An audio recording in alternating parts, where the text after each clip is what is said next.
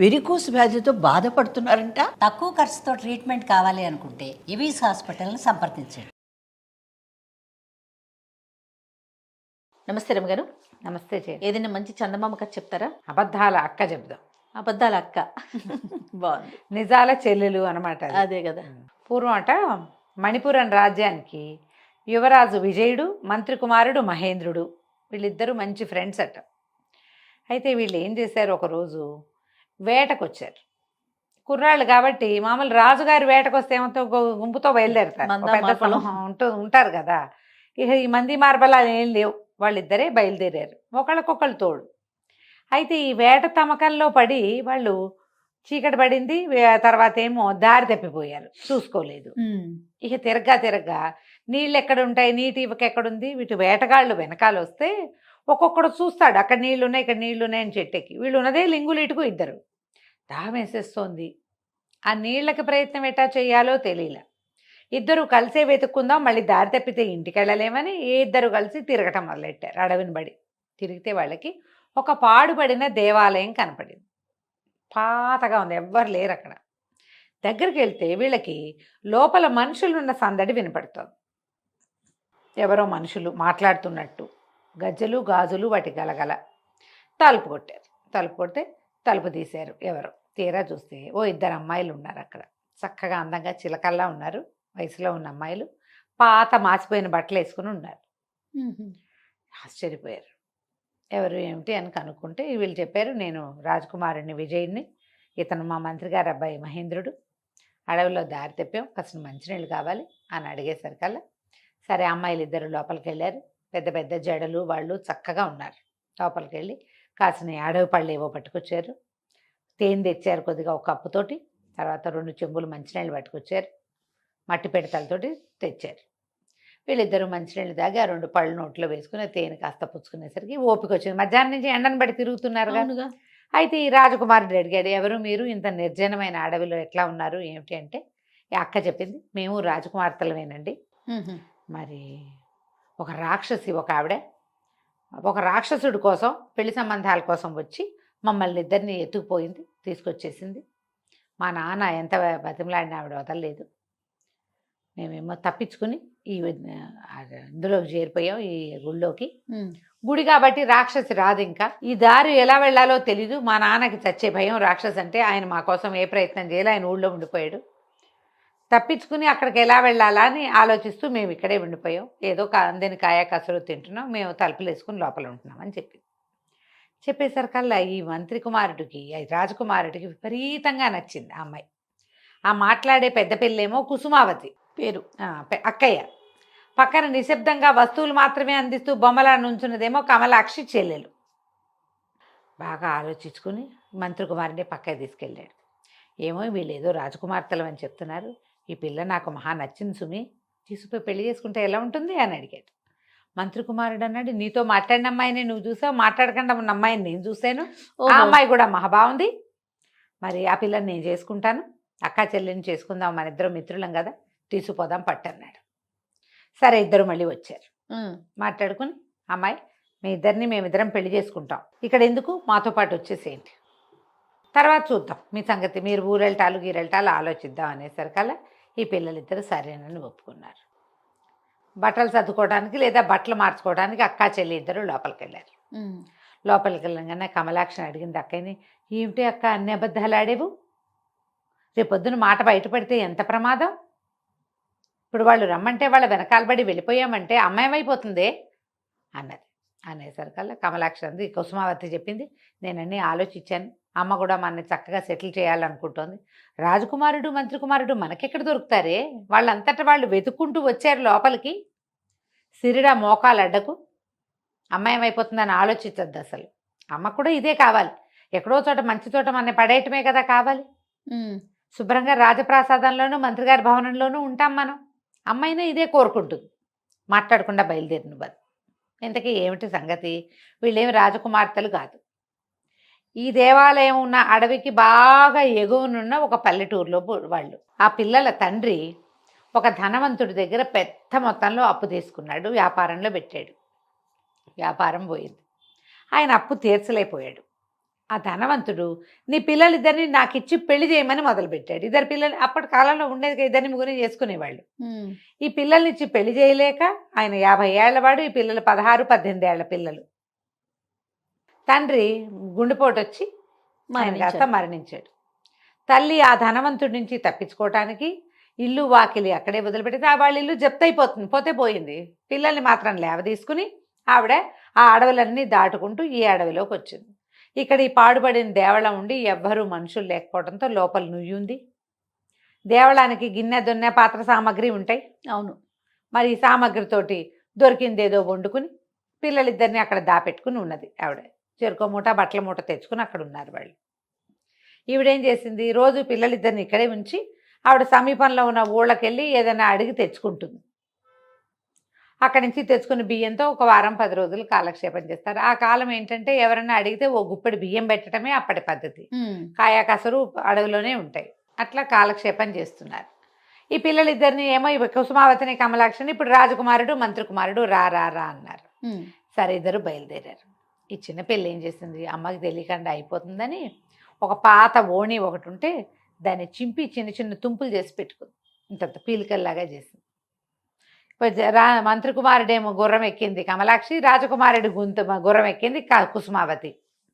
ఆ గుర్రం ఎక్కి వెళ్తూ ఈ పిల్ల ఏం చేసింది, తను తెచ్చుకున్న సంచులోంచి ఒక్కొక్క గుడ్డ ముక్క లైన్గా వేసింది. ఇద్దరు భవనాలకు చేరారు. రాజుగారు మంత్రి గారు వేరే ఏదో వ్యవహారం మీద ఊళ్ళో లేరు. పెద్దమ్మాయిని రాజప్రాసాదంలోకి, చిన్నమ్మాయిని మంత్రి గారి భవనంలోకి బట్వాడా చేశారు. చీకటి పడేసరికి మర్నాడు పొద్దుటకో ఈ ముసలావిడ ఇంటికి వచ్చింది. పిల్లలిద్దరూ కనపడలే ఈ గుళ్ళో. అయితే ఏమయ్యారని అటు ఇటు చూస్తే ఈ గుడ్డ పిల్లకలు కనపడ్డాయి. ముందు భయం వేసింది, ఓణి చిరిగిపోయిందా పిల్లది, ఏదైనా ప్రమాదం ఎదురైందని. తర్వాత తెలిసింది అవి ఒక లైన్ ప్రకారం వేయబడి ఉన్నట్టుగా కనపడుతోంది. ఆ గుడ్డ పుచ్చుకుని నడిస్తే ఇంకో ముక్క కనపడింది, మళ్ళీ అది పుచ్చుకుని నడిస్తే ఇంకో ముక్క. అది నగరం వైపుకి దారి తీస్తుంది. ఓహో, పిల్లలు తాము వెళ్ళిన దారి మనకు తెలియజేశారు, చూద్దామని ఆవిడ దారి పుచ్చుకుని ఊళ్ళోకి వచ్చేసారు కల్లా రాజుగారి భవనం దాకా. రాజుగారి భవనం మంత్రి గారి భవనం పక్క పక్కన ఉన్నాయి. వాటి ఎదురుగుండా నిలబడి చూస్తోంది అటు ఇటు ఆవిడ, ఎట్లా కనుక్కోవటం అని.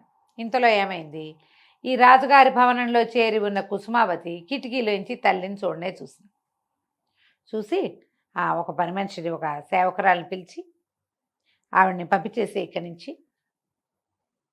ఆవిడ అడుగుతుంది, మాకు తన కూతుళ్ళని అదని మాట్లాడద్దు, పంపించి అవతలకి అనేసరికి ఆ అమ్మాయి వెళ్ళి, ఏమిటమ్మా ఇక్కడ నుంచున్నావు, పద ఇక్కడ నుంచోకూడదు, అట్లా వెళ్ళిపోవని కేకలేసి ఆవిడ అవతలకి వెళ్తుంటే మంత్రి గారి భవనం మీద మేడ మీదకి వచ్చిన కమలాక్షి తల్లి గురించి ఆలోచిస్తోంది. అమ్మాయి ఏమైపోతుందో, వెతుకుందో లేదో, తెలిసిందో లేదో, అర్థమైందో లేదని. కిటికీలోంచి చూసేసరికి తల్లి కనపడింది. ఆవిడ నడిచి వెళ్ళిపోతుంది. ఏంటనే ఒక పని మనిషిని పిలిచి కేకేసి ఆ వెళ్ళిపోతున్న ముసలావిడిని తీసుకురా, మర్యాదగా తీసుకురా అని చెప్పింది. పని మనిషి వెళ్ళి పరిగెత్తుకుంటూ వెళ్ళింది. అమ్మ బిల్డింగ్లో మంత్రి గారికి కాబోయే పెళ్లి కూతురు మిమ్మల్ని రమ్మంటోంది, రండి అని తీసుకెళ్ళింది. ఆ పెళ్లి కూతురు ఎవరో ఈవిడికి తెలియదు. పైకి వచ్చి చూసేసరికి కమలాక్షి చిన్న కూతురు కనపడంగానే తల్లి పిల్ల కావలించుకున్నారు. సరే ఆవిడ ఏమంది, ఈ అమ్మాయి ఏం చేసింది, చక్కగా ఒక పూట గడిచిందిగా, అందరు అలవాటు అయ్యారు. ఈ అమ్మాయి కాబోయే పెళ్లి కూతురు అని వాళ్ళకి తెలుసు. ఈవిడికేమో శుభ్రంగా అన్నం పెట్టించి తన గదిలోకి తెప్పించి తల్లికి, అమ్మాయి ఇంత దూరం నడిచి వచ్చావు, ఈ మంచం మీద పడుకో అని తన తలపం పక్కన చిన్న మంచం ఉంటే ఆ మంచం వేయించి ఆవిడని అక్కడ పడుకోబెట్టి.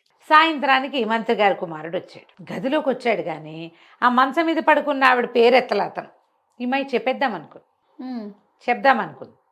తల్లికి చెప్పింది, అక్క ఏమో ఇట్లా అంటోందమ్మా అంటే తల్లి అంది, వద్దమ్మా ఏమీ చెప్పద్దు, ఎలా జరుగుతుందో అట్లా జరగని.